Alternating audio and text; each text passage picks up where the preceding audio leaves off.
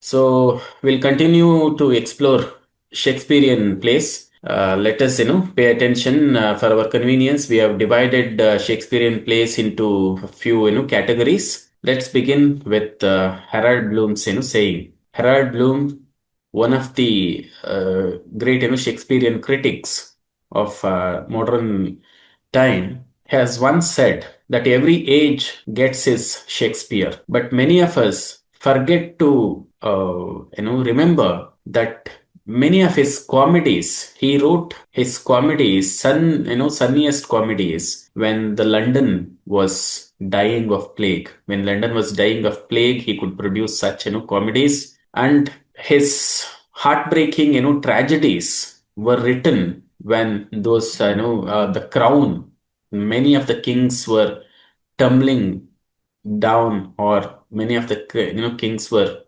just losing their power in London. And he also produced his memorable, unforgiving, romances when his personal life itself was broken, that he had, heartbroken kind of condition. Let us share the PPT for today, and I'll just take you through them. So here, as I told you, we'll start with our categorization of Shakespearean plays. First, the comedies. So Shakespeare's comedies, where we see that youthful, witty-filled disguises, often mistaken identities, and triumph of love over confusion, harmony. So it's just a summary of all those comedies. It is quite impractical to go through all the comedies and analyze all the themes, to be frank with you. But whatever we feel relevant, and from the point of view of this NET examination, based on our understanding of previous year's question paper and our analysis, so we'll pick and extract few things. Though I have put everything on my slide, as I want this to serve as a study material for your understanding, your studies. So we'll be talking only about chosen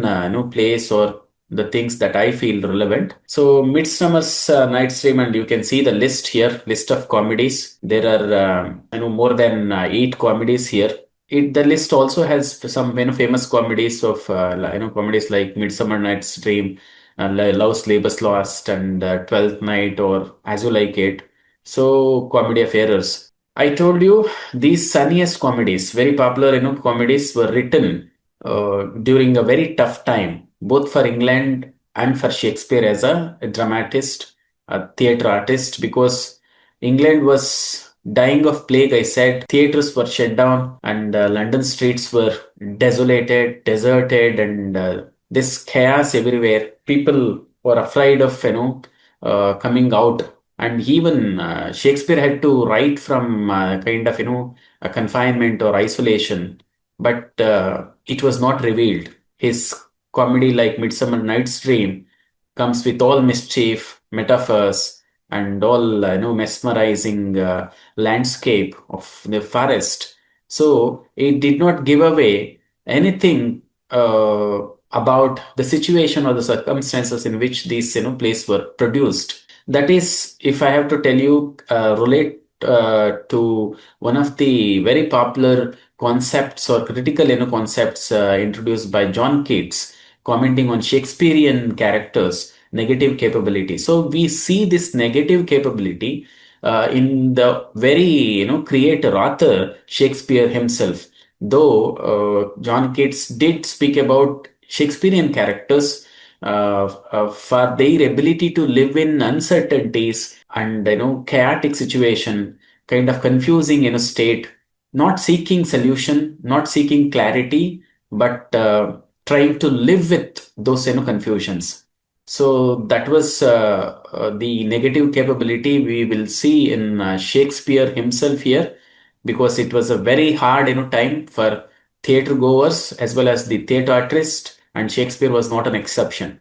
But those things were not revealed or not reflected in his comedies. He produced very memorable, sunniest comedies, as we call it. As we move to the next slide, I'll just put it in on slideshow mode, so that you will have a better view of the slides. So I have few quotes. As I told you, I've just quoted from few of the plays that I felt important, not necessarily that all the quotes that I've quoted are of greater, significance, but just in order to trace the chronological order and also to introduce the works under particular, characterization I have made.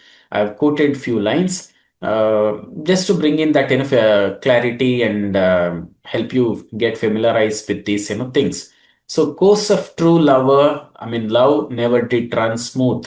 It also a personal reflection if you read, deep into this line, because that was the time when, people had difficulties even in sustaining their personal relationships because of the frequent shutdown of theater and due to plague. People were confined to their homes, and so they could not come out and even converse with their loved ones in person. So that was not the time of technology where they can sit in comfort of their home and talk to the people sitting in far off region. So that was not possible. So here through this kind of quote, we could see Lysander talking to his beloved Hermia when they were confronted with that opposition from their parents or families who treated their relationship as forbidden, in fact. So he was comforting her, saying that it's quite natural, and the true love often confronts such obstacles and barriers to the realization or canonization of such relationship. So there will be obstacles and reflection of these fate of lovers in the in that period. Comedy also becomes a joyous demonstration of this truth, as I told you, because it was not a tragedy that is scripted during this tough time, but the series of comedies. Even Harold Bloom, as I started my session with his quote, himself has stated that Shakespeare was more of a comedian, I mean comic writer than a tragic writer, though he could produce both the categories of plays with equal master, a kind of, you can say, stroke or a kind of mastery over all both both these concepts and both these intensity of suffering in tragedies, whereas the unmatched and unparalleled amusement in his comedies. But these were memorable comedies. He was made to write comedies according to Harold Bloom. So there is one more line I have quoted here: "All the world's a stage, and all the men and women merely players," which is again a very popular speech, a soliloquy, or a speech by one of the philosophical characters of Shakespeare ever created, Jax, here in this play, as you like it. So this speech is also famous for its universal kind of propagation of human life, dividing it into seven phases or stages, and so that has very become very popular among the readers and the scholars equally. So if we have to dig deep again into these comedies, we have two more quotes I've extracted. One from Twelfth Night.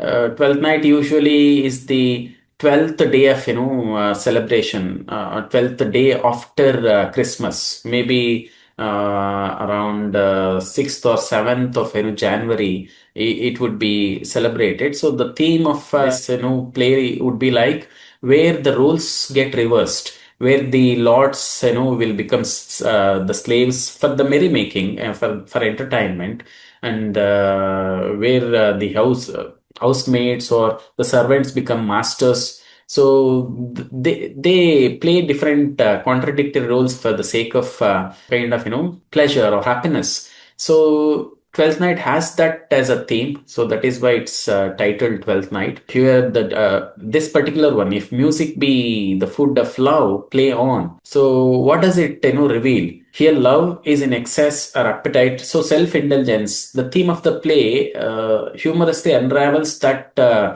It also shows people's resort, in the things like music at the time of crisis.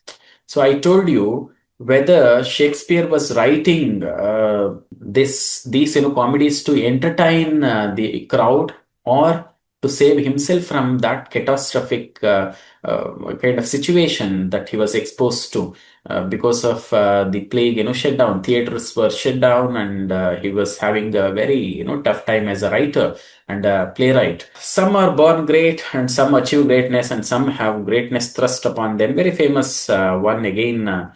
From Twelfth Night, a character, Malvolio, reads these lines in the forged letter meant to trick him. In fact, that was the theme of the play. I mean, if you go into the context, you will understand. Though intended as a joke, it ironically, becomes kind of universal observation about leadership, destiny. It can also be related to the contemporary, politics, because we often see such, people with, effortlessly becoming leaders, and some people are just, being accepted as leaders despite the lack of such, leadership qualities in them. Some people, out of hard, labor, they achieve greatness. So there are all three categories, and this reads as a kind of, gospel on such realistic possibilities, not limited to any particular period. So some interesting facts I thought of, sharing on each categories here. I was telling you that Shakespeare wrote these sunniest comedies during a plague shutdown. So with this thing in at the backdrop or in your mind, you can read this in a place, and perhaps see if you can see any glimpses of such thing happening and relate to any conversation of a particular character or dialogue that would reveal. Though it's very rare, sight in Shakespearean comedies in particular to get such, glimpses, because Shakespeare perhaps has deliberately, or his. There is also one more, famous saying of Harold Bloom, where he says that Shakespeare has just dissolved his, personality into these, writings, which means again another way of telling the impersonalization, theory propagated by T.S. Eliot, kind of where the author has to lose his personality, which means author has to lose his personal thing in the process of becoming a writer. He should not pour his soul into his writing. Depersonalization, theory, he calls it in one of his famous essays, Tradition and Individual Talent, or On Tradition, T.S. Eliot. So perhaps Harold Bloom also says Shakespeare, in fact, was an example who kept his personal agonies, perhaps, quite away from the productions that the plays that he produced, because he did not give away anything in his place to understand or perceive his, sufferings. So, Midsummer's Night's Dream, for instance, I mean, I was telling you about this comedies, the time of comedies being written. I have put it for your reference here. The period was actually 1592 to 94. In fact, not just 93. It also spreads into 94. The outbreaks of, plague in intervals, in fact. So the London theaters was closed, and the streets were still quiet and desolated. I told you. So it was very kind of dark months, as I put it here, for many of his colleagues, I mean, friends, theater artists, and also the playwrights. But as a contrast to this situation, he has composed a play, like Night's Dream, which has a kind of enchanting atmosphere of the forest, and the kind of, merrymaking scenes, and thrilling fairies and their involvement and their mischief metaphors, for such mischief. So people will be enthralled by such atmosphere. They forget what was, I mean, happening in their real life or in reality. So they will transport the audience to an enchanted land. These, works. But here there is a small incident. Wedding Mask, for example, in Midsummer Night's Dream. It, if you read it very closely, you understand the situation. Like, how the artists like Shakespeare had to wait for ceremonies and private occasions or celebrations to perform their plays or to exhibit their talent, as the public shows were shut down or prohibited during those times because of the fear of a pandemic.